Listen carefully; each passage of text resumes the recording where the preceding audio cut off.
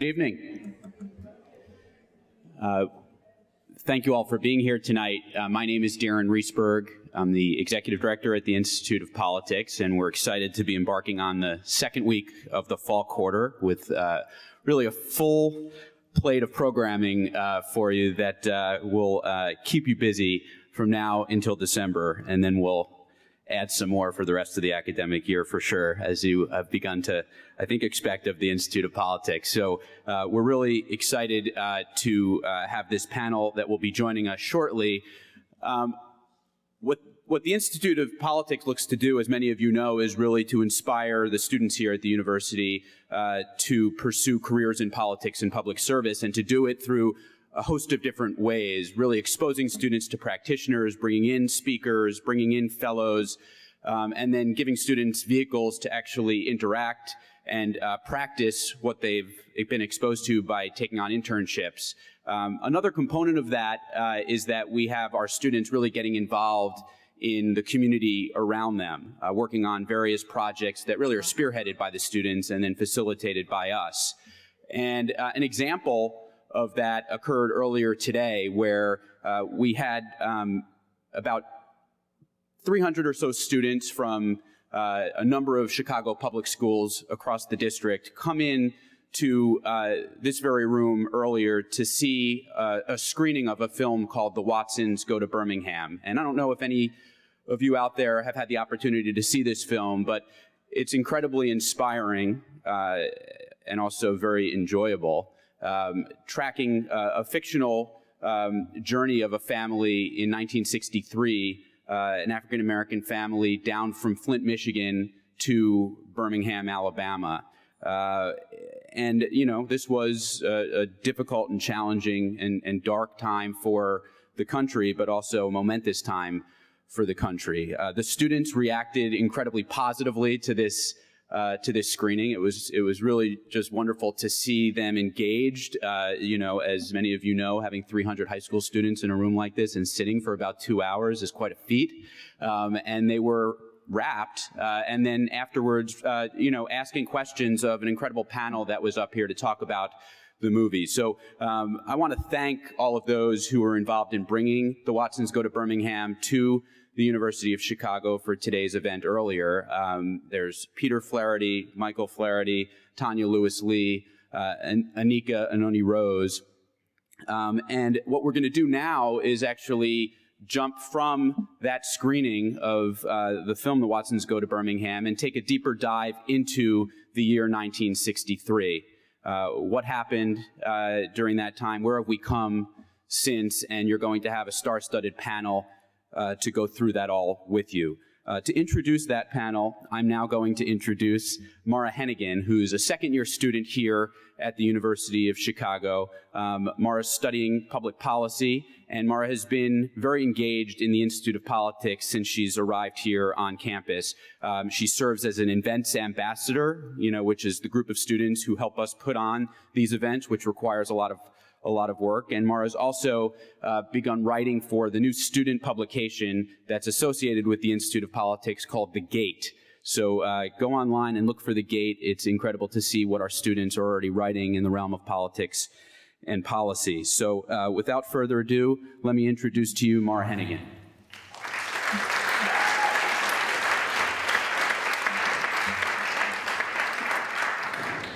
Thank you. We are very fortunate to have an incredibly inspirational and distinguished panel with us tonight. Timuel D. Black is a nationally respected educator, political activist, community leader, oral historian, philanthropist, and philosopher. He was born in Birmingham, Alabama on December 7, 1918. His family became part of the first Great Migration of African Americans from the Deep South, settling in Chicago in 1919, and he has lived in the same South Side neighborhood ever since. 2 volumes of Black's 3-volume work, Bridges of Memory, Chicago's First Wave of Great Migration, have been published, and the third is in works. These books chronicle the history of Black Chicago from the 1920s to the present. In 2013, the city of Chicago honored Mr. Black with the inaugural Chicago Champion of Freedom Medal in recognition of his work in the civil rights movement both locally and nationally. In 1955, after seeing Dr. Martin Luther King on television, Mr. Black was motivated to abandon his doctoral studies at the University of Chicago to become an active participant in the civil rights movement. Immersing himself in civil rights work, Mr. Black went on to serve as the Chicago chair of the historic 1963 March on Washington. A half-century after he withdrew from the University of Chicago in order to join Dr. King, Mr. Black was awarded the 2012 Benton Medal for Distinguished Public Service from the University of Chicago, becoming the first person of color ever to receive this award. Mr. Black is currently writing his memoir, Sacred Ground, focusing heavily on his lifelong home, Chicago's South Side. Adam Green is an associate professor of American history at the University of Chicago, where he also serves as Deputy Dean of Social Sciences and Master of the Social Sciences Division. He's an expert in modern U.S. history, African American history, and comparative racial politics. Mr. Green is the author or editor of several books, including Selling the Race, Culture and Community in Black Chicago, 1940 to 1955, and Time Longer Than Rope, Studies in African American Activism, 1850 to 1950, which he co-edited with Charles Payne. Mr. Green is also the son of Ernest Green, who was one of the Little Rock Nine and successfully integrated public schools in Little Rock, Arkansas in the late 1950s. Tanya Lewis Lee is the executive producer and screenwriter of The Watsons Go to Birmingham, the film adaptation of the children's book of the same name. She has received numerous awards for her literary, production, and advocacy work, and has produced numerous programs for television, including the documentary I Sit Where I Want, The Legacy of Brown v. Board of Education, and the miniseries Miracles Boys. Outspoken on the issues of women and race, Ms. Lewis Lee has appeared on national and local television and radio across the country. She has also written for magazines such as Avenue, Gotham, Oh at Home, and Glamour, to which she contributed 2 campaign trail interviews with Michelle Obama. Ms. Lewis Lee received her BA from Sarah Lawrence College and her JD from the University of Virginia School of Law. We are also pleased to welcome Anika Noni Rose, the star of the film The Watsons Go to Birmingham. Diane McWhorter, a journalist based in New York City, is the author of Carry Me Home, a history of the civil rights revolution in her hometown of Birmingham, Alabama. It won the 2002 Pulitzer Prize for General Nonfiction, among other awards. Her young adult history of the civil rights movement, A Dream of Freedom, was one of the New York Times' 9 notable children's books of 2004. A graduate of Wellesley College, she is a member of the Society of American Historians and has held fellowships from the Guggenheim Institute, the Guggenheim Foundation, the American Academy in Berlin, and most recently, the Radcliffe Institute for Advanced Study at Harvard. Ms. McWhorter has been a longtime contributor to the New York Times and is on the USA Today Board of Contributors, writing for its op-ed page. Her articles on race, politics, and culture have also appeared in The Nation, Slate, The American Scholar, Smithsonian, Harper's, and other publications. Ms. McWhorter is currently a fellow at the W.E.B. Du Bois Institute for African and African American Research at Harvard University. Tonight's moderator, Juan Williams, joined Fox News Channel in 1997 as a contributor and is also a co-host of FNC's The Five, where he is one of 7 rotating Fox personalities. Additionally, he serves as a regular panelist on Fox News Sunday and Special Report with Bret Baier, and is a regular substitute host for The O'Reilly Factor. In addition to his more than 10-year career with NPR, where he served as a senior national correspondent and news analyst, Mr. Williams has spent 23 years at The Washington Post. He is the author of 6 books, including the nonfiction bestseller Eyes on the Prize, America's Civil Rights Years, 1954 to 1965, and the nonfiction and Thurgood Marshall, American Revolutionary. A graduate of Haverford College, Mr. Williams won an Emmy Award for television documentary writing and has received widespread critical acclaim for numerous projects, including the documentaries Politics, The New Black Power, and A. Philip Randolph for Jobs and Freedom. The Institute of Politics was fortunate enough to have Mr. Williams among the first cohort of IOP Fellows last year, and is pleased to have him back on campus. Please join me in welcoming our distinguished guests.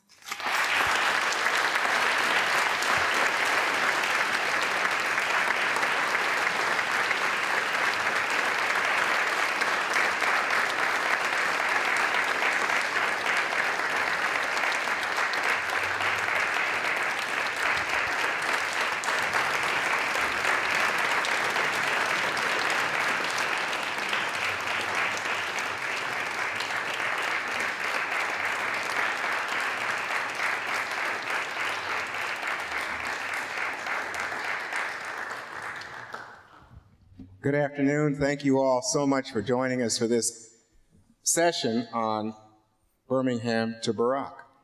Sort of a survey, if you will, looking at the historic moment that we're in today, 50 years after Birmingham, as well as the current landscape of race relations here in the United States, again, benefiting from the perspective of our wonderful panelists.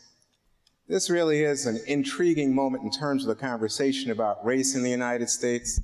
You just saw that wonderful film. Congratulations, just a terrific movie.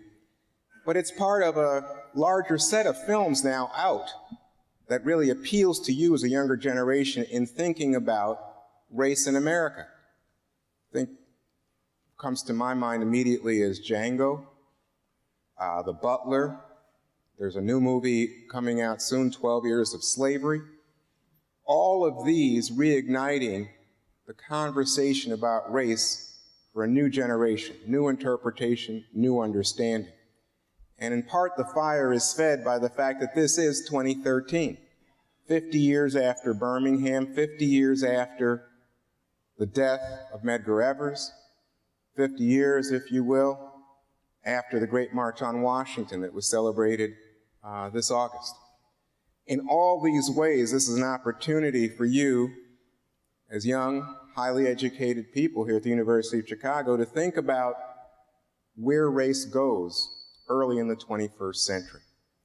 To begin, I wanted to turn to Dean Green, it rhymes, and ask a very simple question.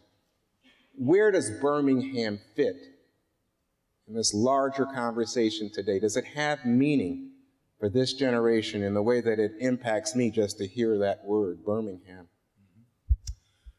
Well, thank you to the Institute of Politics for inviting me as well as the other panelists to take part, and it's a great pleasure to be able to get together again and join in a conversation with you on.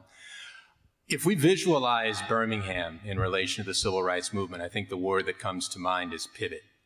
Because in one sense, of course, there had been local struggles. There was a sense of a building and indeed extremely significant civil rights movement that had to do, of course, with the Montgomery bus boycott, had to do, I think in particular, with the sit-ins that students were engaged in cities all across the South starting in 1960. But there was a sense that there had not yet been a campaign that had achieved traction in terms of confronting segregation in its stronghouse within the South. And for most African Americans, either the Mississippi Delta as a general region or Birmingham as a city was invoked as a citadel, as it were, in relation to the strength of segregation. So in one sense, Birmingham is significant as a victory, as a campaign, in relation to taking on segregation, at least in terms of a municipal locality at its strongest point.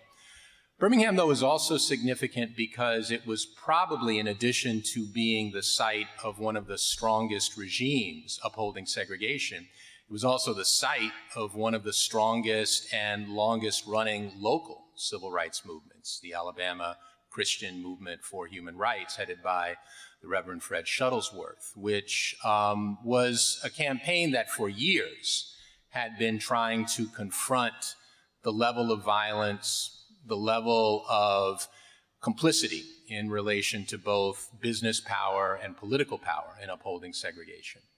And so therefore, Birmingham really became this place where the movement in its strength met segregation in its strength. And the way that that story played out, which I'm very much looking forward to the panel generally fleshing out because that's not a specialty of mine, was something that I think really galvanized the nation through April and May of 1963, and among other things created the momentum for the federal government to really put itself more squarely behind finding ways to create the conditions of legal change that would eventually hasten the end of de jure segregation within the South in the form of the Civil Rights Bill in 1964, the Voting Rights Act in 1965. So it's really the hinge, in a lot of ways, speaking as a historian, on which we think about the arc of the civil rights story changing from challenge, in a sense, to really consolidating the means to achieve victories, albeit victories that were limited and in some ways specific to their own moment. You know, I just wanted to pick up on that because I think of it coming just a few months before the March on Washington. And I wonder if there's a connection there, especially for these young people who don't know. Was there any connection?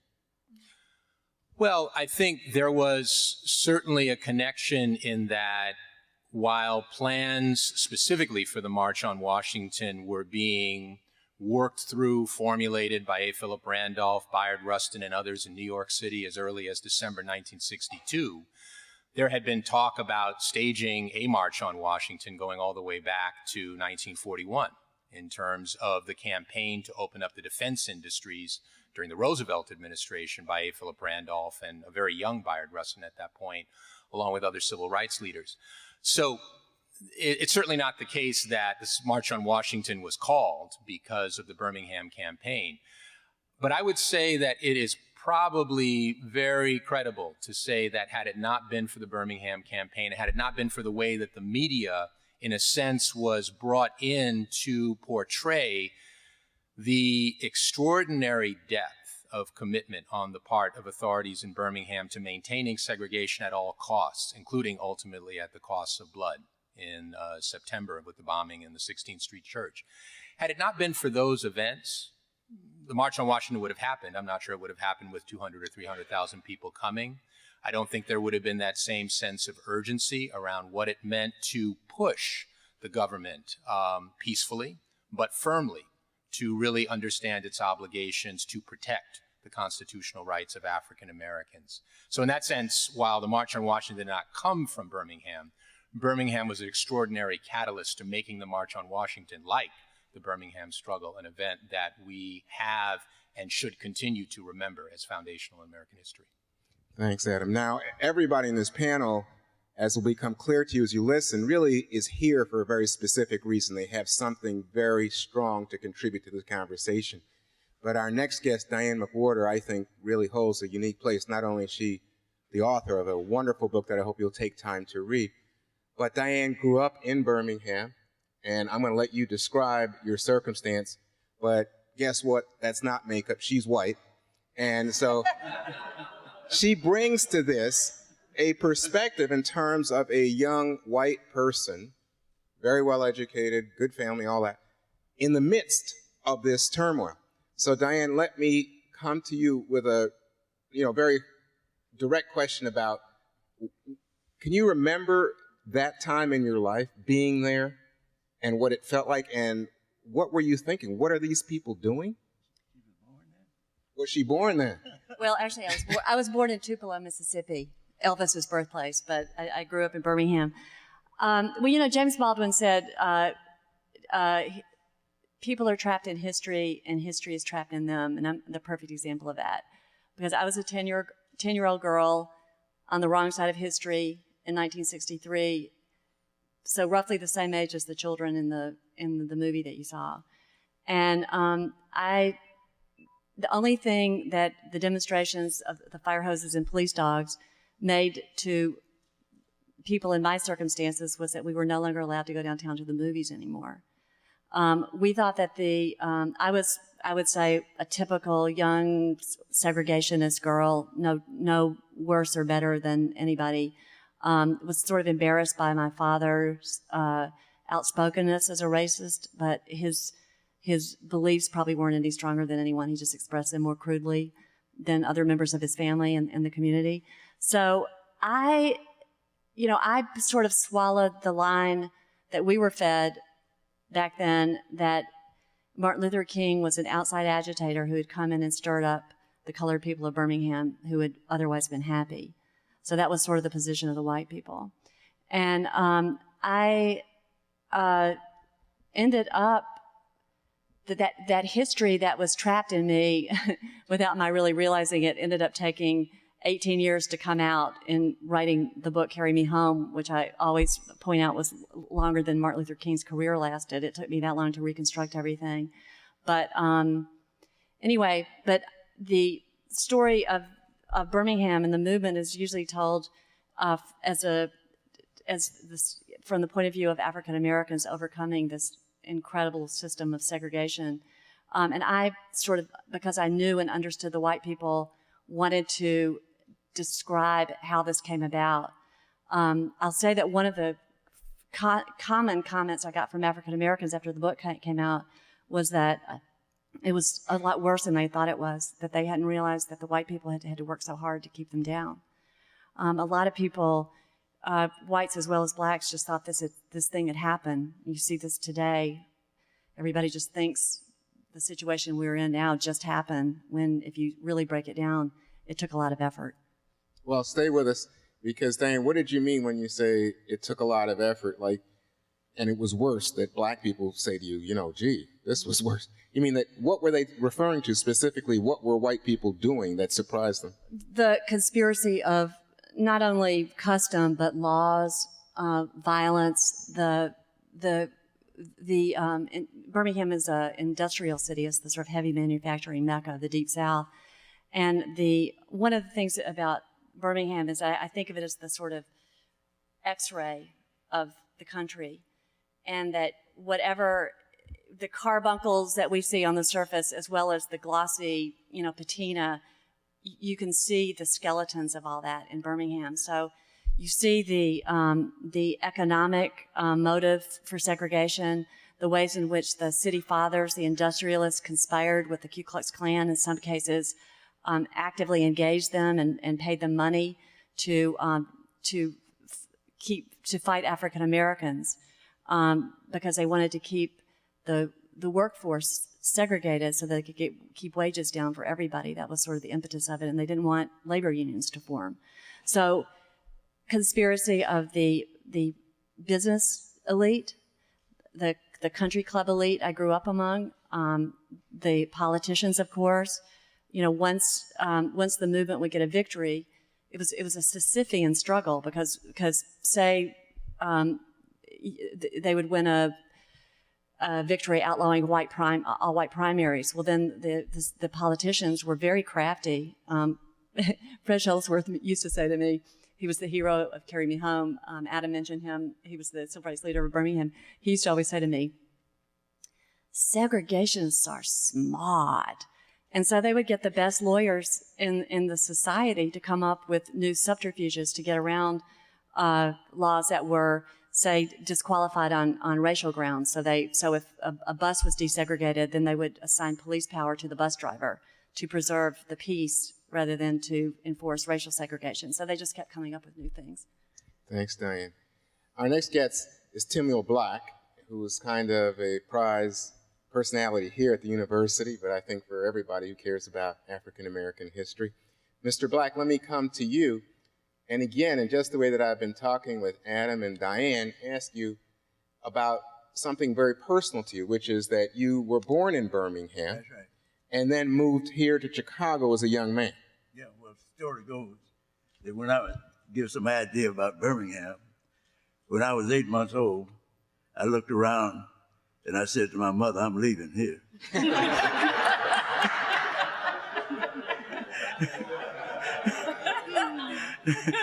And my father, who had a good job working at Bessemer Steel, right outside of Birmingham, said, Matty, you going to leave and you don't even know how to make money, so I'm going with you. So I brought my family to Chicago when I was 8 months old. This is to kind of give it a little humor. But the fact is of that great migration, the first great migration, there were always blacks in Chicago, was encouraged by Robert Abbott, the founder of the Chicago Defender, who sent Pullman porters south with the paper to encourage African Americans to leave the South and come north, because there was particularly in Chicago, there was a diversity of jobs here in Chicago, similar, and we're making more money than my father was making a steel mill there. But he came here, he couldn't join the union in Chicago. Now, fasting forward, because I think audience, I don't want any of you to think I'm an intellectual or scholar or anything. I just I've been living a long time. Taking Birmingham then, was a place where those who came in the first Great Migration, roughly from 1915 to about 1950, seldom ever returned there unless someone died. They fled the South and found what they thought were better opportunities, but similar conditions in the North, but being able to vote and to be able to have better education for their children, and if someone hit them, to be able to hit back without fearing the Ku Klux Klan or any organization. So I knew very little about it. I knew almost nothing about the South, although I'd been there playing basketball with black high school earlier.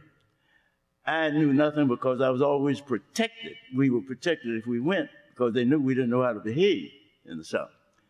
So I never had experiences in the South until I went to the Army in World War II. Oh, I could go on and on to describe how we had to make adjustments. So, well, wait, stop there a second. I think everybody wants to hear. Just give us one example. So you're at that point, you're in your late teens or early 20s?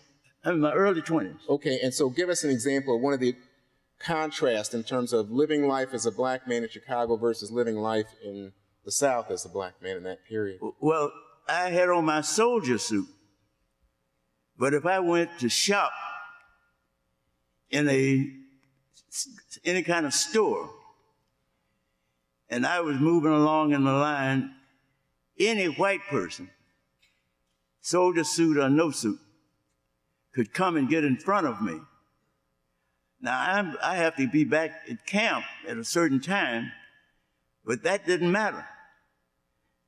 So that was one experience, and then I had to learn how to get on the bus and go to the back of the bus in my soldier suit, while civilian young men, same age as I might have, that could get on and tell the bus driver, put him in the back if I happened to make the mistake of sitting in the wrong seat, or if I was sitting in a seat and a white got on, I had to move.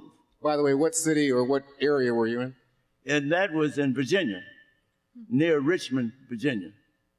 A camp, I forget the name, but right near Richmond, Virginia.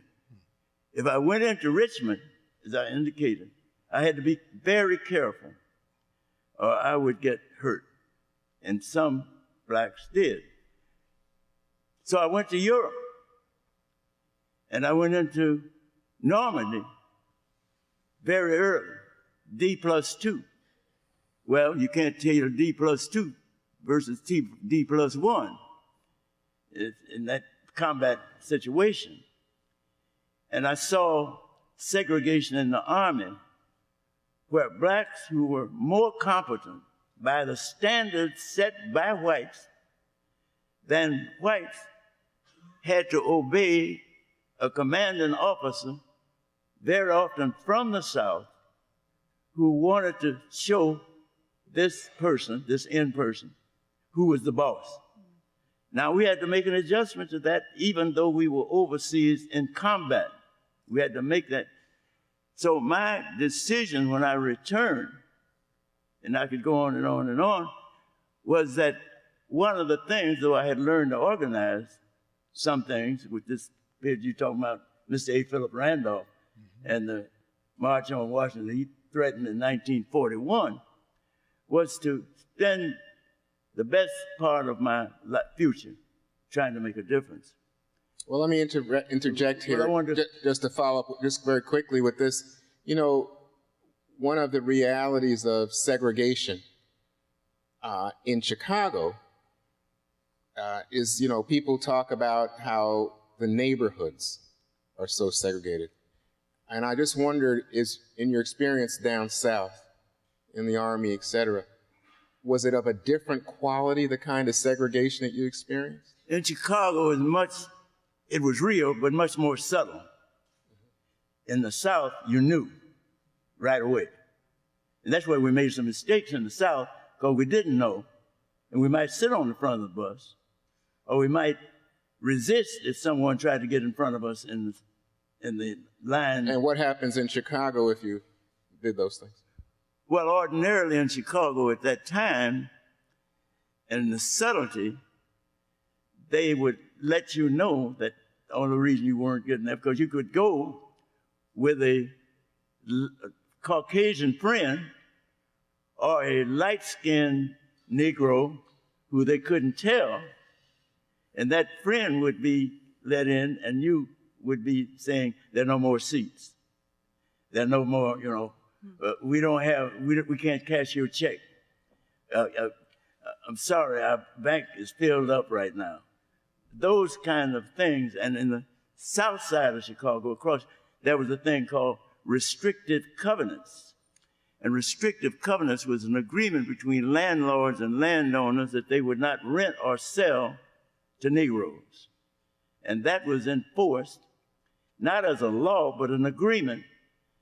And, you know, I could go on and on with that story of the Hansberries, you know, challenging that and eventually winning, which broke restrictive covenants as being unenforceable anywhere in the country. Well, it was the law.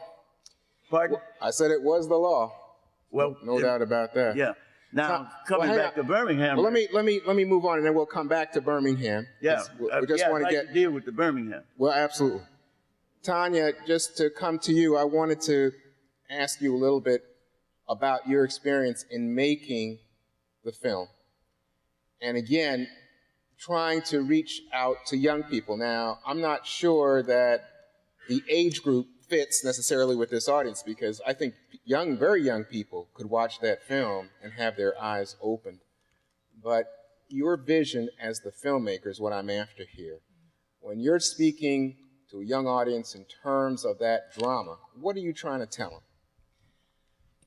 Well, first and foremost, Christopher Paul Curtis wrote a wonderful book in The Watsons Go to Birmingham, 1963. And, you know, of course, we want to entertain young people, but the point of that film and why I wanted to really get involved and make that film was because I wanted to make history interesting and relevant to young people today. Because as we all know up here, and I have to thank the Institute of Politics for inviting me to be here and for sitting with this distinguished panel. It really is a pleasure. I could sit at your feet all day and listen to you. But, you know, we really wanted to make history interesting and relevant to young people today. And so, you know, the Watsons was such a great opportunity to do just that.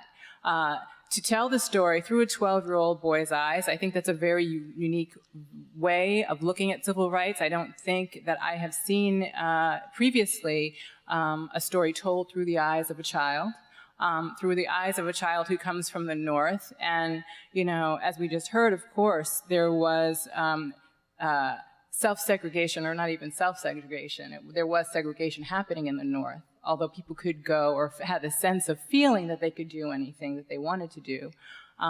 Also, parents were really good at trying to protect their kids from having to deal with racism. And so, you know, using this family, the Watsons, as sort of this protected family, and this young boy who hasn't really experienced racism, he certainly experienced bullying in a way. And then he ends up, you know, going down to Birmingham in the hotbed of 1963 and really having to deal with segregation up close and personal. And so the idea was really through the eyes of this 12-year-old boy to take young people on that journey so they could sort of experience it in the way that he's experiencing it. And understanding and learning about what 1963 was like, learning about the civil rights movement, and in particular, understanding and learning about the Children's Crusade, and understanding that young people were the ones who really pushed things forward and made a difference. You know, we had a group of young people in here earlier, and one of the things that we were saying to them was to understand that your voice matters. You know, you can make a difference. And it's the hope that with this film that young people look at it and understand that those middle school kids, those high school kids during the Children's Crusade were the ones that really helped change this country forever. And if they could do that, any young person can do that. Well, let me follow up on this point with you, because there's such a sense of tension, almost like a hair shirt, when you bring up race with the current generation. Oftentimes it's like, do we have to go there? The difficulty of it. And then we get these reminders. We recently had one from Alabama where a sorority at the University of Alabama was found to be continuing discriminatory practices in admitting new people to the sorority, banning black women. So it's a reality, but I think for many people, and I think we heard this earlier, the sense is, well, this is the way it is right now, like to have, 1, 2, 3, 4, 5 out of 6 people on a panel at the University of Chicago be black. But in reality, that's different than 50 years ago. Very different. Sure. So when you say, I want young people to watch this, do you have to convince them to watch a movie about race? Is it like taking castor oil or something?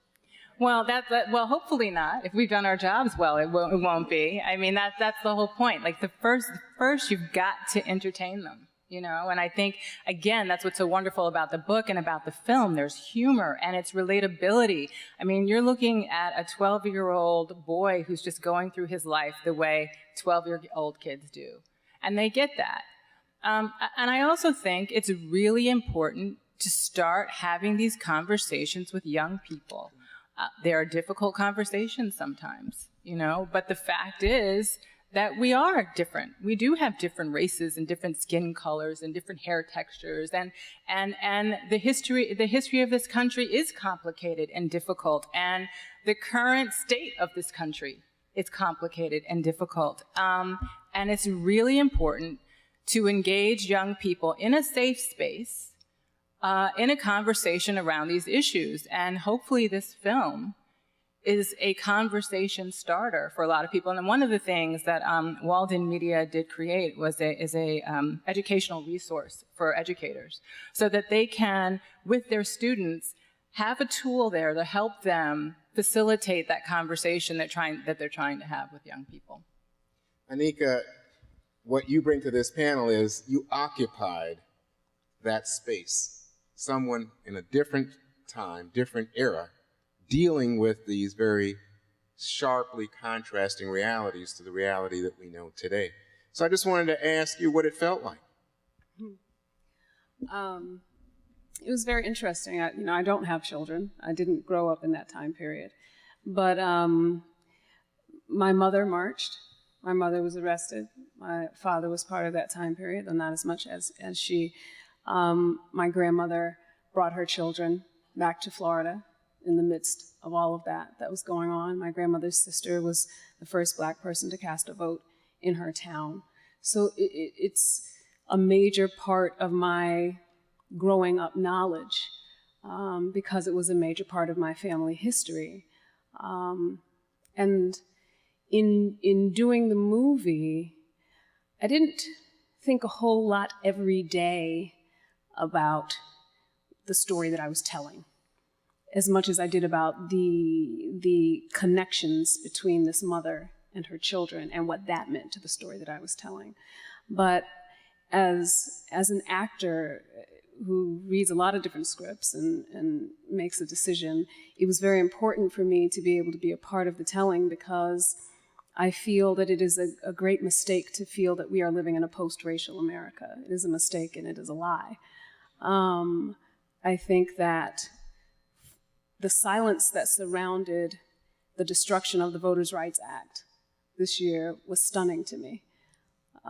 So many people, so many children lost lives, selflessly gave of themselves, and threw themselves into fearful situations to make sure that someone could cast a vote, to make sure that someone could sit at a counter and eat peaceably, to watch a movie, to sit on a bus, to be on the sidewalk and not have to move for somebody else because of some arcane idea of superiority. To allow all that to fade into the background and then quietly accept what happened in Washington this year is frightening to me. And I think it's very, very important for us to continue to tell these stories. no matter who is saying, oh, why do we have to hear this, or why is it going on, there's a reason, and you do need to hear it, because even though we're 50 years from the March on Washington, we're 2 years from the death of Trayvon Martin. We are several months from the death of that young black man who was running for help after his car broke down and got shot by the police. These things are happening, and they are happening because somewhere we've dropped the ball, and we are losing humanity by the minute when we allow these things to happen and we do not continue to talk about why this is happening. Thank you, Anika. So,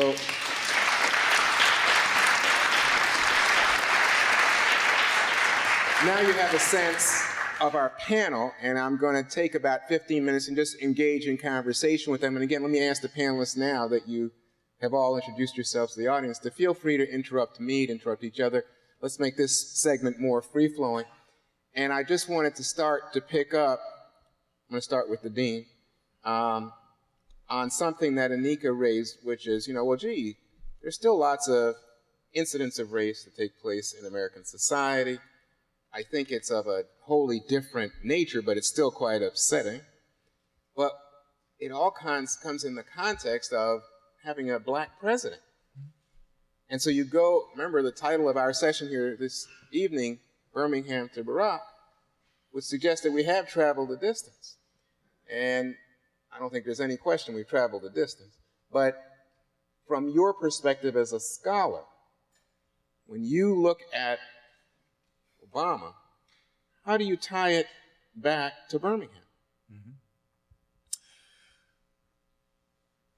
This would also take a long time for any of us to answer adequately, but I think the thing that I would suggest is that we do ourselves a disservice, wherever we are on the political spectrum, however we approach this, when we understand the story of race in the United States as what could be thought of as a kind of unilinear narrative, that there's one line, there's one soundbite, there's one direction, there's one vector of force that's generally, for many people, either pointing upwards or pointing downwards. So, for instance, I was deeply disturbed, deeply horrified by what happened in the context of Trayvon Martin's murder. At the same time, I think we have to take care, as the same time that we organize, protest, think about how to push for changes that prevent something like that happening again, to say that the fact that that happened means that the entire country is racist. Not necessarily so, and it isn't necessary for the whole country to be racist for a racial atrocity to take place. So the thing that strikes me about thinking about race in the United States now is that you have many different lines moving in all sorts of different directions. You have deep conservative tendencies. You have what could be called restorationist tendencies in terms of imagining the good old glory days of the white South and wanting to bring it back through gerrymandering, through a range of other measures, perhaps even through mass incarceration. You also have other tendencies that can, for instance, assemble a coalition that can elect a black president, which most black protesters in 1963, even as they heard someone say like Robert F. Kennedy, who said this in, I think, an apartment meeting in New York in April with Jimmy Baldwin and a bunch of other people, maybe in 50 years, there'll be a black president. Most black people said, you're crazy. How can you possibly imagine something like that happening, given what we're facing today out on the streets in terms of what's confronting us and what's preventing us from just being able to vote, much less run for office? So the terrain, whenever we're talking about race in the United States, has to be thought about as a terrain of many different plates, many different forces, many different groups, many different interests. And the best way to approach it is to say that the interplay of those interests, which are often opposing one another, if you understand them as best you possibly can, you're in a position to engineer and leverage movements that result in some movement forward. On the other side, people who want to circumscribe opportunity, people who want to agitate a population right now in the racial majority that feels aggrieved because they see opportunity beginning to constrict for them, All you have to do is say the problem is that you have too many people that are taking away from you and making it impossible for you to advance, which is why affirmative action has been under assault, for instance, for 30 years, which is why the Voting Rights Act was sued against. Let me interrupt you and just say, but I think one of the big differences is the levers of power.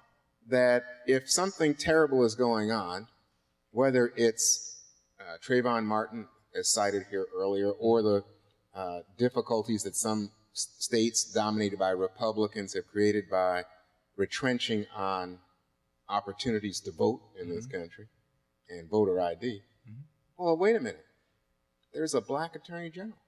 There's a black president of the United States. They act with the authority of government against those developments. I think that's a radical shift. Well, but if a Supreme Court decides that they're going to severely limit the discretion with which the Attorney General's office can actually enforce the Voting Rights Act.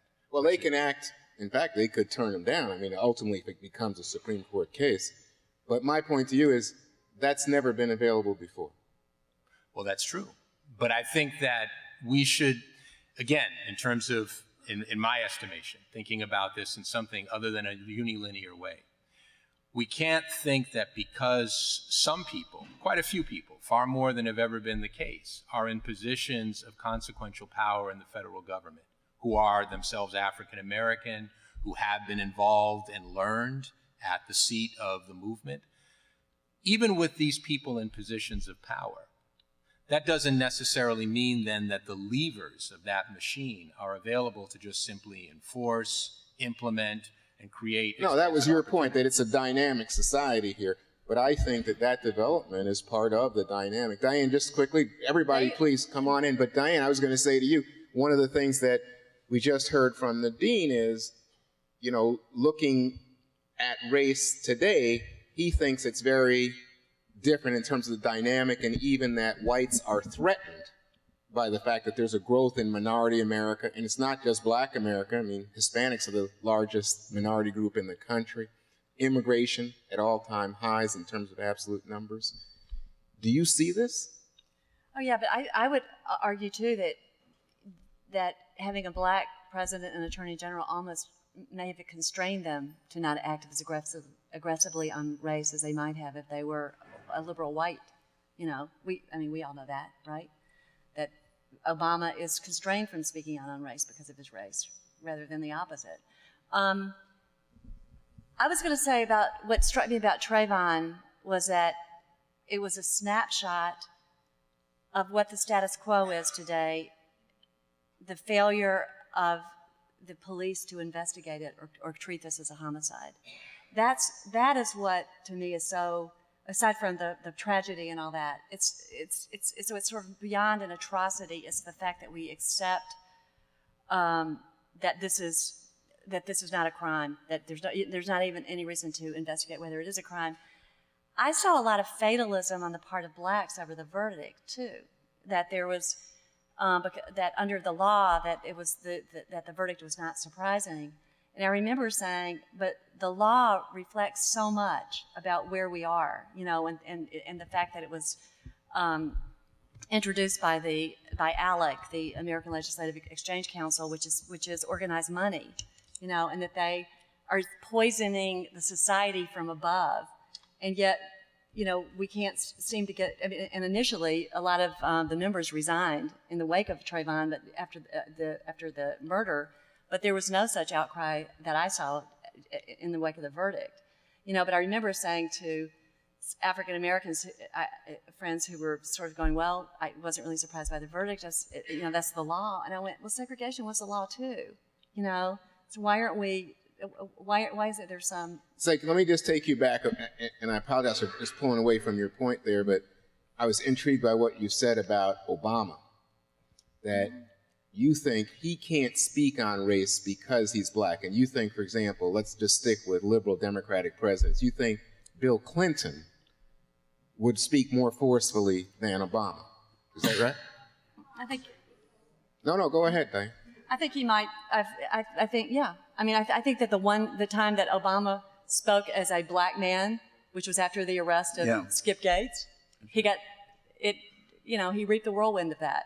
And I think he learned not to when he said something, fairly obvious about it seems fairly stupid to get arrested in your own house, And then after that, he reaped a whole lot ration of grief over that. And well, but let me just play devil's advocate here. Mm-hmm. But of course, then different aspects of that case emerge, and people say, "Well, wait a second, the cop was doing his job." So I mean, it's not like you say, "Oh, he was criticized." That was also true in Birmingham. The cop was doing their job. Right. So that's a different situation. Yeah. The cop. Yeah. That's a different situation in Birmingham. This is a cop. I don't care if the cop was black or white. The cop is dealing with a strange person in a house. Now, I think the perception there is, oh, but if it had been a white person in the house, the cop would have been less suspicious. I think if it had been a white person and he showed an ID proving that he was the owner of the house, it would have been, "I'm sorry, sir." Right. Yeah. But I don't know. I can't. I'm not. Mr. Black wants to jump in here. Well, we do have the example. I forget who his name, but the professor going into Harvard or Winter School, he go into his house, he put out his key, right, and he was arrested. Now we, who happen to be my color, know that if that had been a white boy going to his house, that would not have occurred as easily.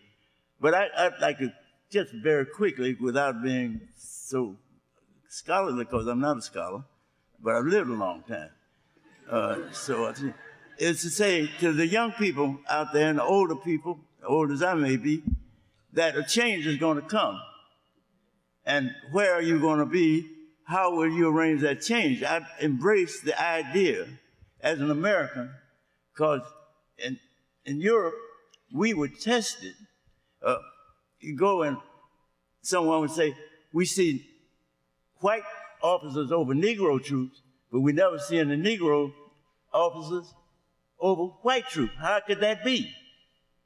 And my American blood come up and say, that ain't none of your business. Point is, I'm an American, we're gonna go home and straighten this crap out. And to have the idea that is embraced in the Declaration of Independence, which we embrace, we hold these truths to be self-evident, that all men are created equal. We battle till, with the break of slavery and all, they included black men, but they couldn't vote anyhow on all kinds of reasons. But we fought. Birmingham and Selma and all those places, they are part of that struggle, along with our white brothers and sisters who were also with us in many cases. And so we broke that a little bit. And then, of course, in the 19th Amendment, women became included. All people are created equal. And if that's not the goal of all of us, then those who are not included are going to cause a whole lot of trouble. Now, Trayvon Martin, that was a racist thing. What about Zimmerman, according to his wife, threatening his wife? Where has that story gone? What is happening there with this same man, one threatening his wife and then killing a black person? My goal for young people is not so much the intellectual or the scholarly, though that is important, is to talk about, deal with behavior and how do we measure that in terms of the idea of all people are created equal? Because if I'm not, I'm going to continue to resist whatever keeps me from being equal. And that's a worldwide, that's a national and international thing today, as well as well, thank God. Tanya and Anika, I just wanted to get the two of you in on the Barack Obama discussion before we turn to the audience. We're out of time for this segment, but I just wanted to get the two of you in. Obama is a direct result, as I see it, of the struggles that were made by people who believe all people are created equal. So let me ask the two of you. I wanted to just very specifically come to the point that Professor Green and Diane McWhorter were talking about. do you think that he's constrained, that he can't be fully himself? Well, I think that he is, well, first of all, I think the Attorney General is doing what he needs to be doing. I mean, he's fighting, and people don't even really understand where he is in terms of trying to, overturn some of these voter ID laws. As I say that, I think part of the issue as we talk about the lack of public, it seems, commitment or fire when it comes to these issues is because they've become so complicated because, these folks are so smart. They know what they're doing. And they're playing a very sophisticated game, and it's not as clear-cut as it was 50 years ago. 50 years ago, we knew who the boogeyman was. We knew who we were going after. These days, I think we are often lulled into this sense of, well, everything's equal now. So what's the issue? Yeah, we've got, some isolated incidents over there like Trayvon Martin, and we've got a few isolated incidents happening, but people are having a hard time making the connection to who are they really going after, because it's not the individual racist out there that I'm concerned about. I mean, someone can call me a name and it doesn't make any difference to me. It's the system that I'm trying to make more equal. And it's very difficult, I think, for the masses to understand how to go about equalizing the system. And this is an example, when I think about the film The Watsons, and you look at those young kids who were there fighting for an equal education. They were very clear about what they wanted. Today, I wish I could see a movement of young people who were looking at these crappy schools they go to, who would say, you know what, we're not taking this anymore. You guys have to provide a better education for us somehow. But again, who are they going up against? Who are they going to go up? Are they going up against the union? Are they going up against the city?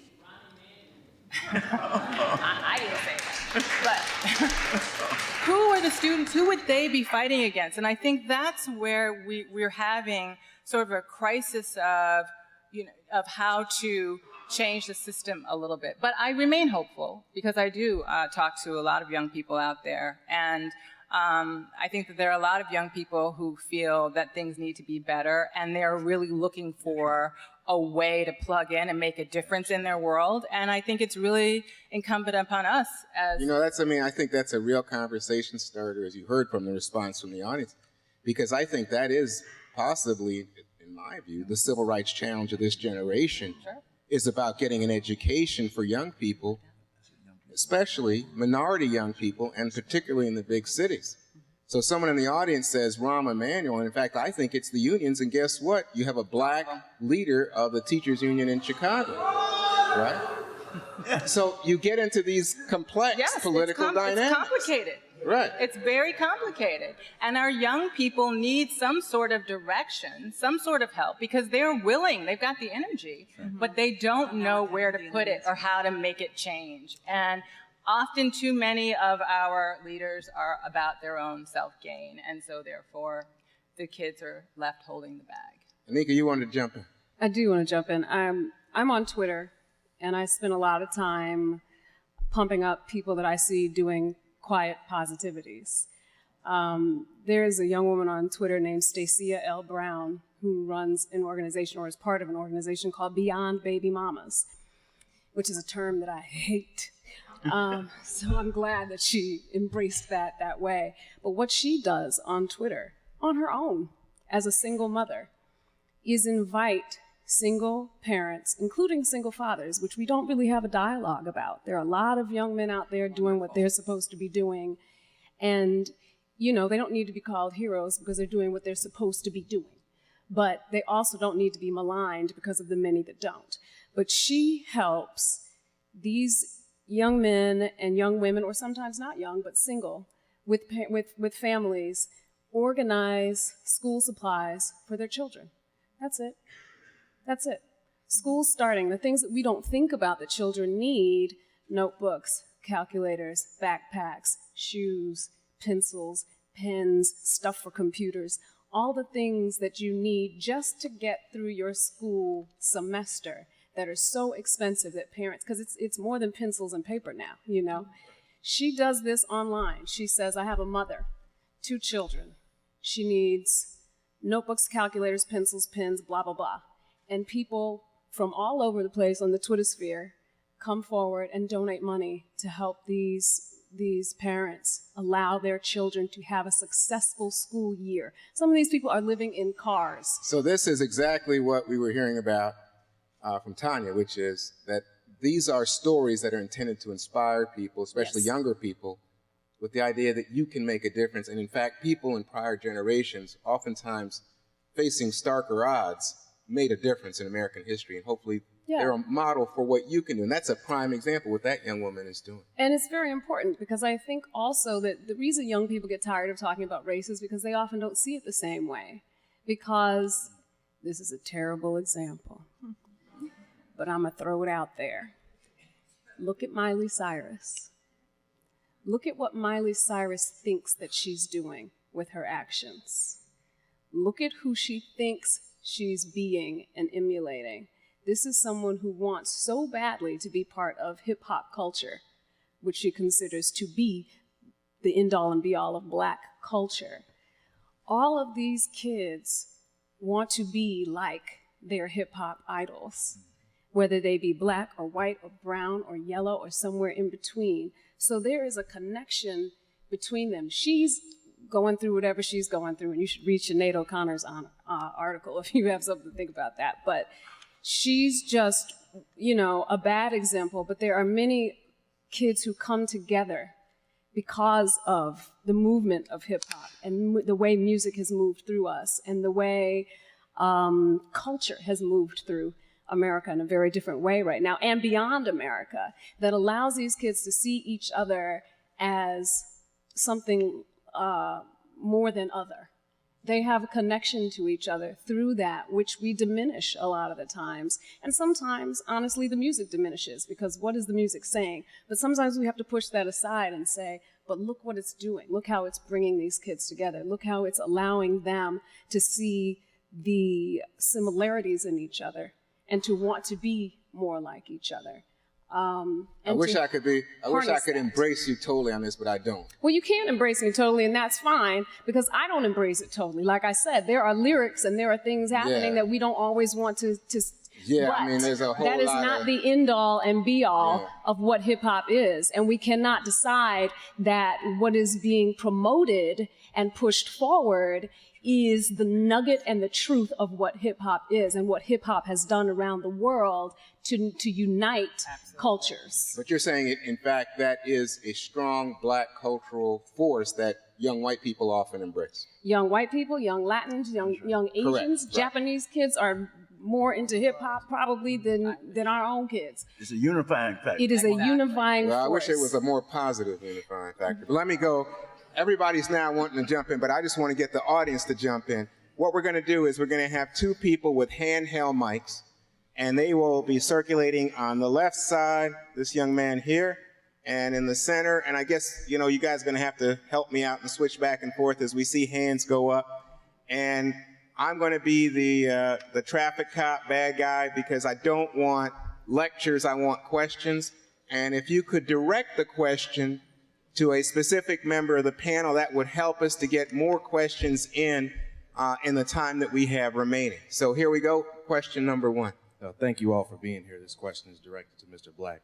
I recently learned that after the March on Washington for Jobs and Freedom, Dr. King was very upset with how his message was interpreted. And when I look at how civil rights and how we look at race today, how much it has changed from then, I think the tactics of the civil rights era were more aimed towards economic. They had, you know, economics much more in mind. But today it's been minimized to just bigotry or race-based discrimination. Somebody saying, you know, you can't even get a court case, you know, you can't even win a court case unless somebody is just come out and said the N-word or said something that's very biased. Why do you think that shift has happened from then to today? Hold on. I want to be sure that we're asking a very hard, straight question. So your question is, to Mr. Black, why is it that in the past it was clear-cut as to what the violation was? You can't ride in the front of the bus or something. And what's today? So in essence, what I'm saying is that back then, race was viewed in a way that was, so the purpose of the March on Washington was for jobs and freedom, right? And we live in an age where economic inequality is at an all-time high, especially when we look at it along racial lines. In addition to that— No, ask me the question. No, I'm giving you a little context. So in addition to that, we're also looking at a prison population. Okay, but come on, ask the question. So the point that I'm making is, if that is the case back then why is it today that we only look at, when race is discussed on television, Fox, CNN, whatever, why is it that race is only looked at as discrimination? That's my not class inequality. Exactly. Okay, so is that what your point though, class, or is it broader than class? I'm both. Why the shift from A to B? Okay, so Mr. Black, the question here was, should people think about class today in some, widening that discussion? It shouldn't just be race, but it should be class and inequality as well, right? Okay. Well, very quickly, it's a combination of both. Now, the class division in the African American community is much more obvious now than it was in days of actual segregation. And that class, like the University of Chicago class, is separated unless they consciously understand that eventually race is going to remind them of who they are. When they are isolated and separated because they have the academic and the social and cultural accoutrement to move into the so-called middle class, then they're isolated and reminded occasionally. Oprah Winfrey occasionally is an example. Look at this billionaire woman who, if she doesn't say she's Oprah Winfrey, they will remind her that she is a Negro, using another word. So it's more complicated now, and it's important for the young people out there, you see, because that lower, and I'm not talking about what I read or that lower class that has been isolated and separated by this class division based on money and education, the lower class now don't trust them as much as they did days of my years, or days of the year, maybe your years, days of Adam Green's years. They don't trust them nearly as much. And so the communication line that used to exist when we marched in Birmingham and Selma and all the other places, that is not as easy to cross. Let me just follow up on that. So I'm going to come to you in a second, Adam. But Mr. Black, would Barack Obama fit in this? Do you think that lower class black people, I think they vote tremendous numbers for Obama, love Obama, but you're saying maybe don't relate to him, and the guy's highly educated, the guy's a multimillionaire, so what are you saying? Yeah, the fact, I'm not speaking again of theory, that he hardly ever mentions the poor. The middle class is where his concentration. The poor, those who he started with, feel rejected. And their attitude is, he acting just like a white man. That's their attitude. I'm not talking about guessing. Now, I have to get with them and say, this old man, talk their language a little bit, because I kind of grew up in the streets. I grew up with, some rough guys, so I could mix the combination. We'll say to them, somebody's going to be here the last time. Somebody, Mr. Black, why should I vote? Doesn't make any difference, according to them, as they see it. They don't understand the long-range possibilities. I have to say to them, somebody's going to be your president, and he is going to be the president of every one of you. Now, make your choice. Which of those people do you want to be your president? Then they would say, oh, Mr. Black, I understand now.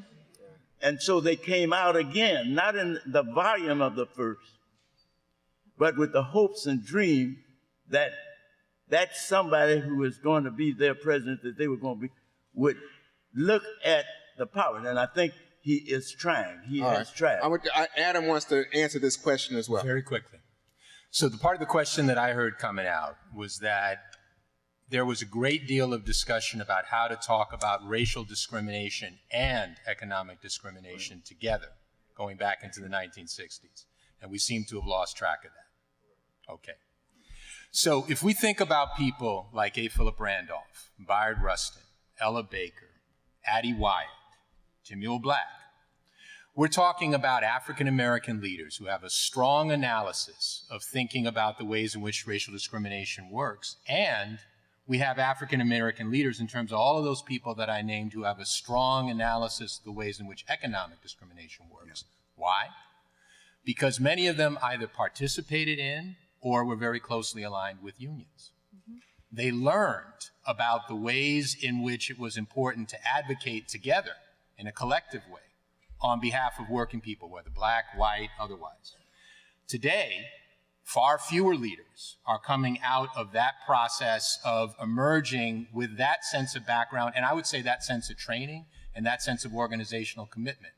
And I would respectively disagree with my good friend, the moderator, in terms of thinking about the story about education reform in Chicago is complicated, but there is a very important place that's played by unions as an institution in this story. Because if unions do not advocate for one vision of what it means to think about teachers as people who every day work on behalf of this, then we get a fairly distorted picture, which is one of the critiques that goes on in terms of thinking about school reform as something that's largely driven by people with dollars saying, I'm going to come up with a new model. I think that's enough to say in relation to that. But we don't have people coming out advocating on behalf of social justice who are trained and rooted in thinking about advocating on behalf of working people. When you lose that, at 10% union membership now in the United States, or 9% union membership in the United States, when you lose that, then it becomes much more difficult to talk about the two questions together. Okay, so we have a question on that side. Oh, this side. I'm glad to be here tonight with this distinguished group of people. My question is about the Voters' Right Act. That was paid with the blood of people, and President Johnson pushed it through. And they mentioned the Supreme Court.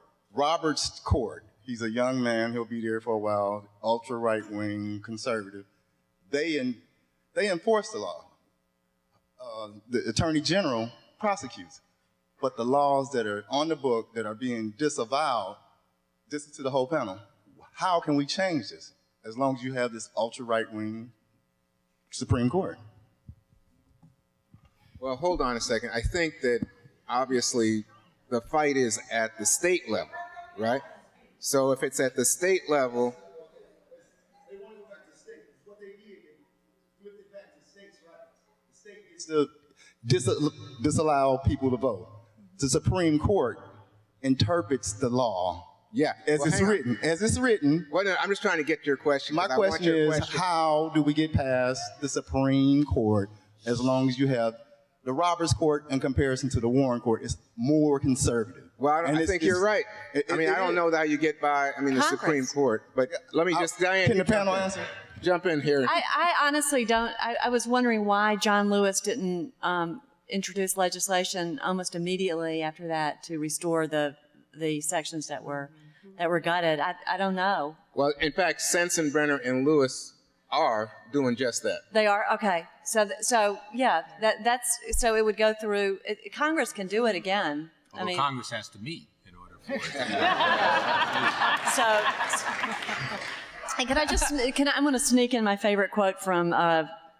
Philip Randolph apropos of the previous question. Power is the active principle of the organized masses, the masses united for a definite purpose. And I think that's the key to so much. Okay, so we have another question.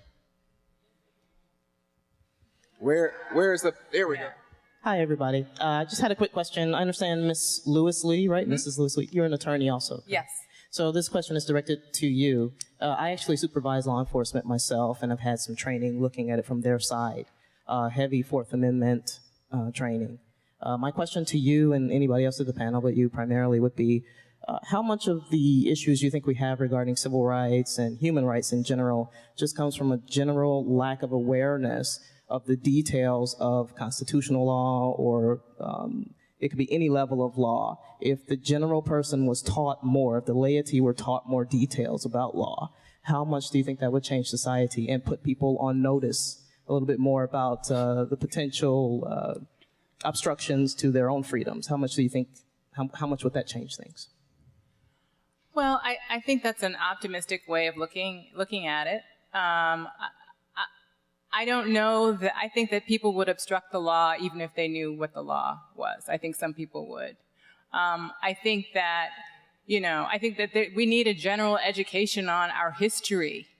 I think that's really what it's about. I think people don't really understand sort of how this country has been set up, and why things run the way they did. Diane spoke to it a little bit about about Birmingham, and so the construct and all of the work that it went into to keep the status quo, if you will. So I don't know. I think that there are some people who are very familiar with the law, very familiar about how to manipulate the law, change the law, like we're talking about in the voting rights situation. Is that what you're sort of getting at?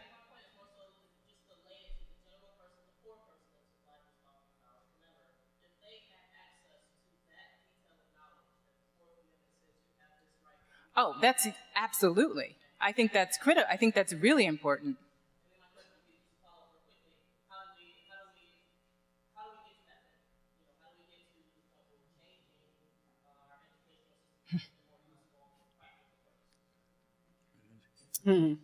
That's a great question, and I wish I could give you a full answer right here, right now, that would solve the issue. But I think it comes about education, and how we educate our young people, how we educate ourselves about what's important in this society.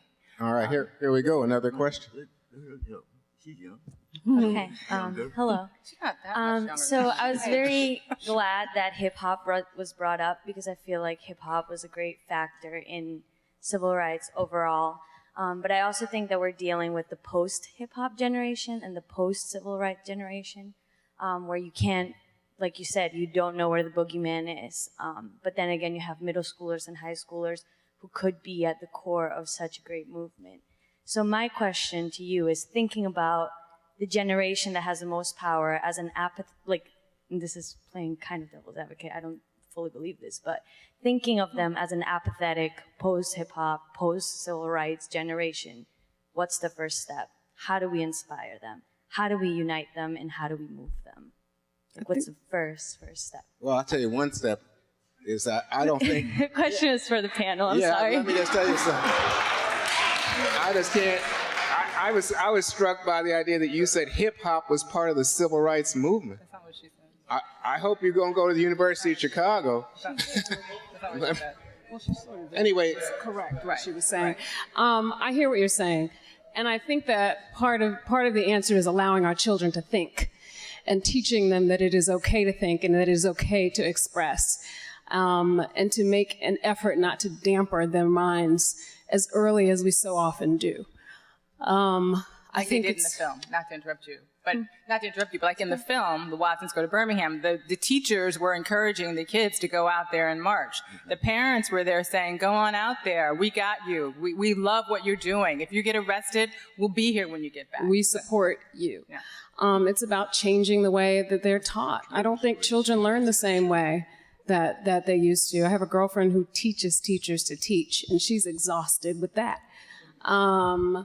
If you look at Georgia and what happened this year with the teachers all stressed out and crazy and holding pretend cookouts so that they could fill out test papers so that they could get money for having passed a certain amount of children, that's got to stop. We have to change the way we are teaching children. We have to look at them. We have to figure out what it is that they're taking in, how it is that they take in, and figure out a way to inspire them to want to learn more, and then to inspire teachers, which could start with a paycheck, to want to teach them.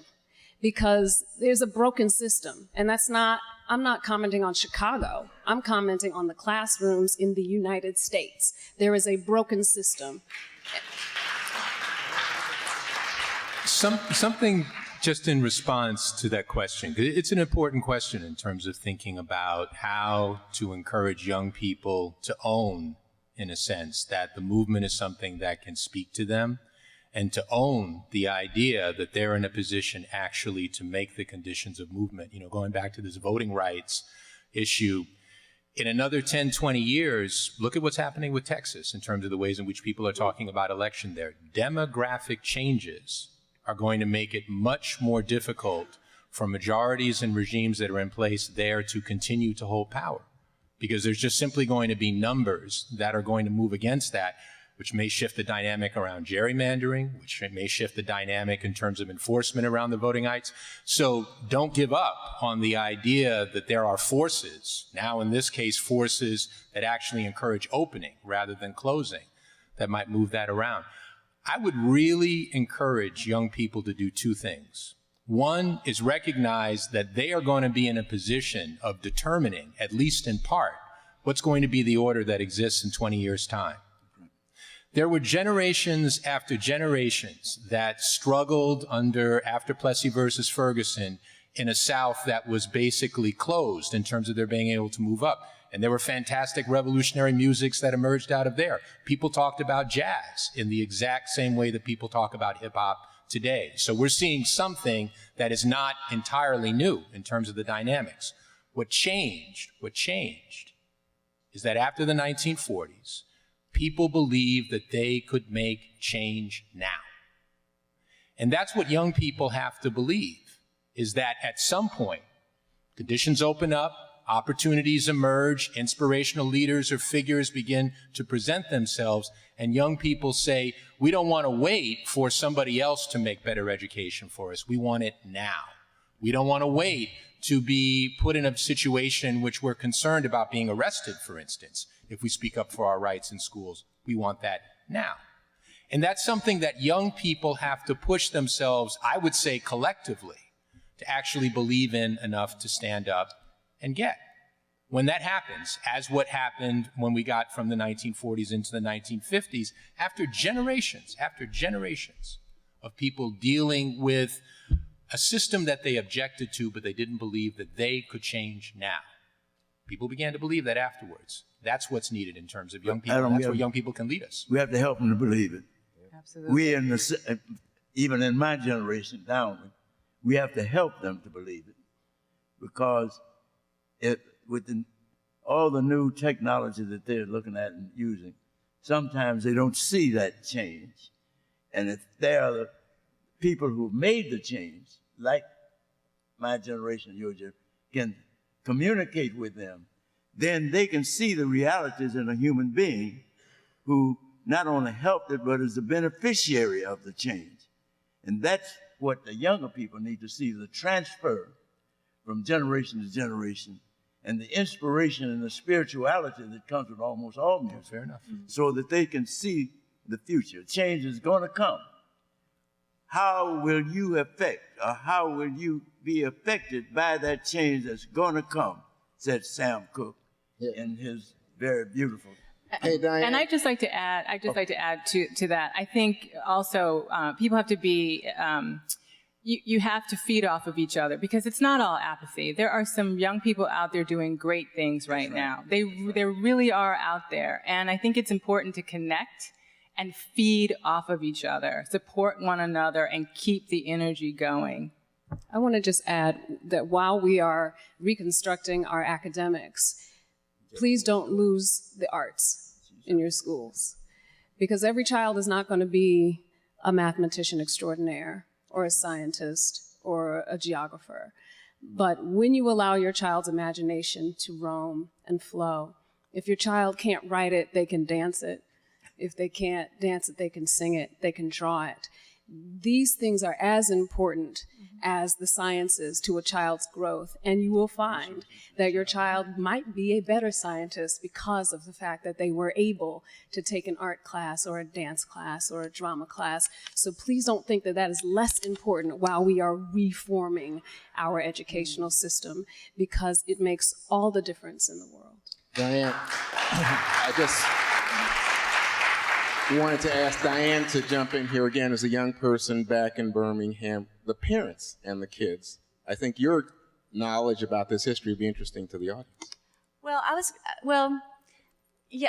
This also was something, I was trying to get together a victims fund for victims of civil rights crimes, but what I was going to say, are you, the questioner about that, are you talking about your cohort, or are you talking about children, disaffected children, about how to, I have practical advice, which is pick something that's really specific, like Michelle Obama tackling obesity, that has a lot of ramifications, because it has, in terms of health costs and everything else. But if she had said, okay, we're going to tackle health care costs, you wouldn't know where to begin. So a friend of mine, Hugo Black's grandson, is doing poverty work in Alabama. And what he does is that he could get bipartisan support for this. He gets accounting help at tax time for poor people to file taxes. And it also teaches the people who come down there, it's kind of a Teach for America model, how hard the working poor work, He has children screened for vision, for eyesight, until 5-year-olds. So you catch a lot of people who are going to fall behind because of that. And everybody supports it because it's so concrete. And now he's going to try to branch that out into something, to a more national model, and then you can get into more policy stuff as well. So just pick something that, you can feel a sense of accomplishment. There's a medical student at Vanderbilt who got fresh food trucks into underserved neighborhoods, into these food deserts, just stuff like that. Figure out what you're good at and then do it on a small scale. Okay, so now we're out of time for questions, but we have one remaining question from our host tonight, David Axelrod. Well, these are your hosts here. I'm just a facilitator. But first of all, let me thank this panel for a really provocative, wonderful discussion.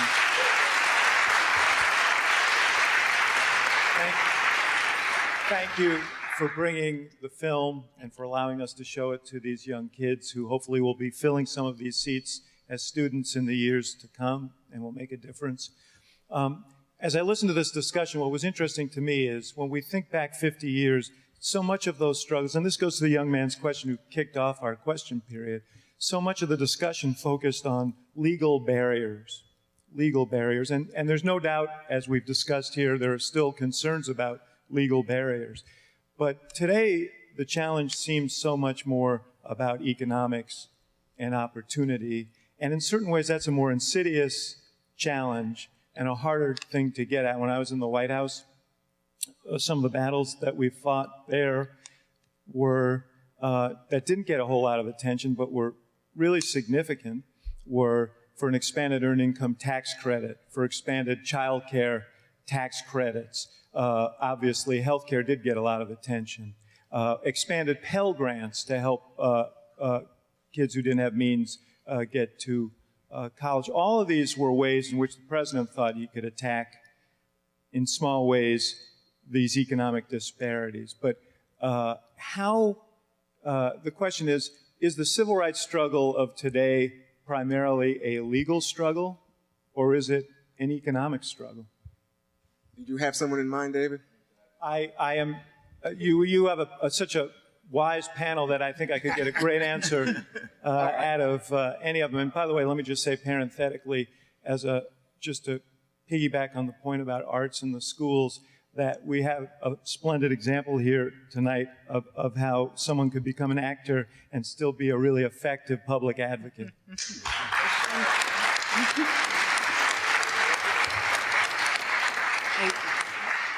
So, Mr. Black, I think you had responded to the question from the young man about the class divide. So here you hear David Axelrod talking about sort of incremental changes, things like the earned income tax credit, child care subsidies. Is that the right spirit, Dave? Yeah, but I mean, the real question is this primarily a legal struggle at this point, or has it become more of a struggle about economics and policy as relates to economics? Okay, so legal versus economics. Well, when the middle class started really struggling some years ago, and when, I don't know if you guys saw Capitalism, a Love Story, Michael Moore, just heartbreaking. And I remember thinking that there might be reform, because when the middle class starts experiencing things that only used to affect the poor, then that's where reform comes from, because the middle class is used to having the system work for them. That hasn't happened. To me, the kind of class reform is going to have to come from people who feel entitled. I mean, actually, maybe we're seeing that as the Tea Party on the other side. But, you know, if we address the disparity in income, and I guarantee you if there were still a functioning labor movement in this country, there would not be that wage gap, or that gap between salaries and wages, then it's going to help everybody. So it's not just, specifically a race problem if we could correct some of these things. But I don't know. My favorite quote from Adam Clayton Powell, the congressman from Harlem, is, well, you can ask the white man to choose between his money and his daughter, and he'll say, well, Mary, you're grown. Did anyone else want to jump in on this? Yeah. It's funny. It seems to me that it's both. When I was in law school, I remember studying antitrust laws, and it's funny because I look at that now, and it's like, there was a time when there couldn't be monopolies. There was a time, like, I studied that. I know I studied it, and it's like it's evaporated. And so it seems to me that it is about economics, but it's about how do we legally put things back in place, or are we so far gone that we can't put them back in place? We have to figure something else out. And I don't know, but I definitely think it's both. Mr. Black, you look like you want to jump in. Well, I think it's both. I agree. I think it's both. It was a struggle for better economic conditions that made people begin to be more political in their behavior, and brought them together with similar folk across race and ethnic and all kinds of lines, so that the politician had to think, they put me in and they can take me out.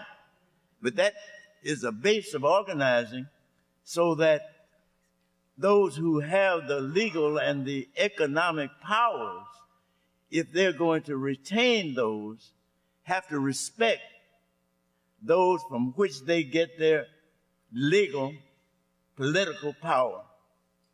The ability to put you in and take you out is something that all of us who are interested in positive change have to help the younger people, because when you look at the voting level, the younger people do not vote as much as they could and should for their own, to enhance their own economic futures. Okay, so we've come to the end, but I wanted to give the panel, anyone on the panel who wanted an opportunity to offer some final thoughts, the opportunity to do so. Adam? I wanted to actually just come back over to that question, because it seems to me that at any given moment, the struggle is about whether you can even raise the question. So today, I mean, there are, as you said, a number of different policy initiatives, each of which receives a kind of stern pushback. Some of them are able to actually become implemented, like the Affordable Care Act. And then we see the struggle continue in terms of whether that can even be implementable law within the United States. And it actually brings me back to Birmingham, because I think we make a mistake to some degree in contrasting too starkly the story of Birmingham in 1963 and before from our times today. Sure, there was a Bull Connor.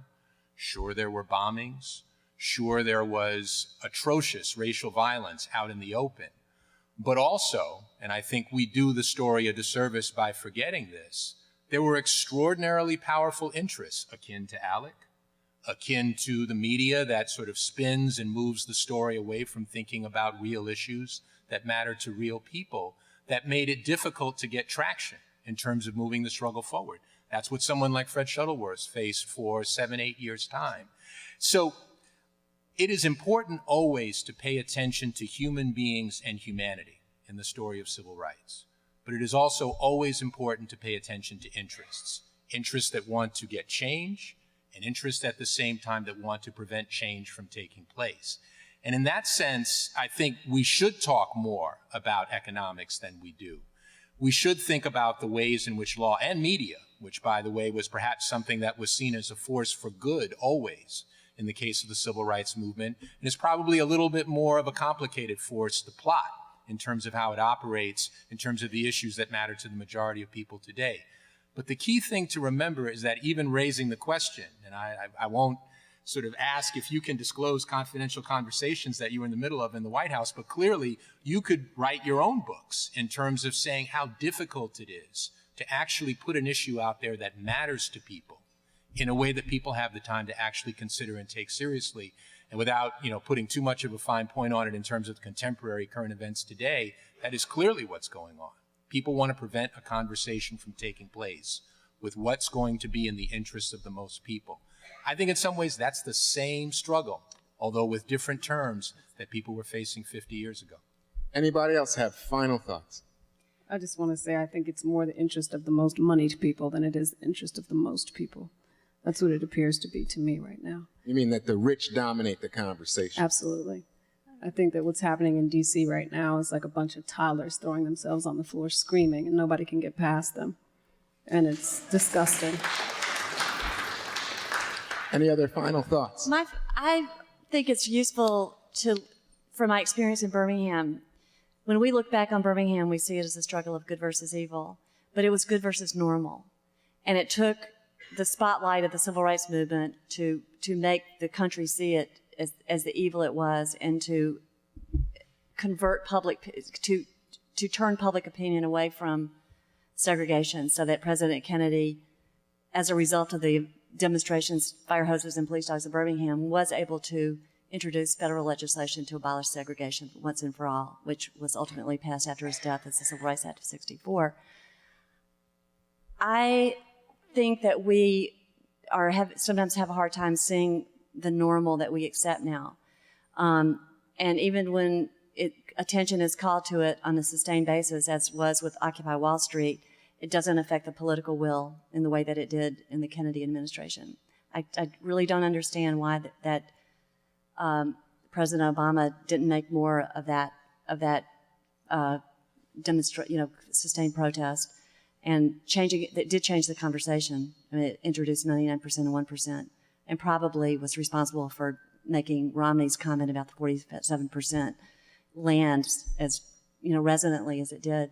So I don't know. I'm actually kind of pessimistic about everything, but it's because the normal is really hard to fight. Mr. Black, you know what? I think you should have the final word, and I invite you to help us close it out. Well, what I say to all of us, particularly the young people, that the struggle goes on. The world that I came into had, I think, somewhere around 3 billion people. The world today, all struggling for food, clothing, and shelter. The world now has 7 billion people on the same earth struggling for food, clothing. But I say to those that are more fortunate that the door is going to open. We'll find a way. Be prepared to walk through that door when that door opens. And that is to have a spirit of optimism and relationship to others who may not look like you, but want some of that bread and butter that you need also. Let's get that together. Please join me in thanking our panel, Anika Rose, Tanya Lee, Timuel Black, Diane McWhorter, and Adam Green. Thank you so much.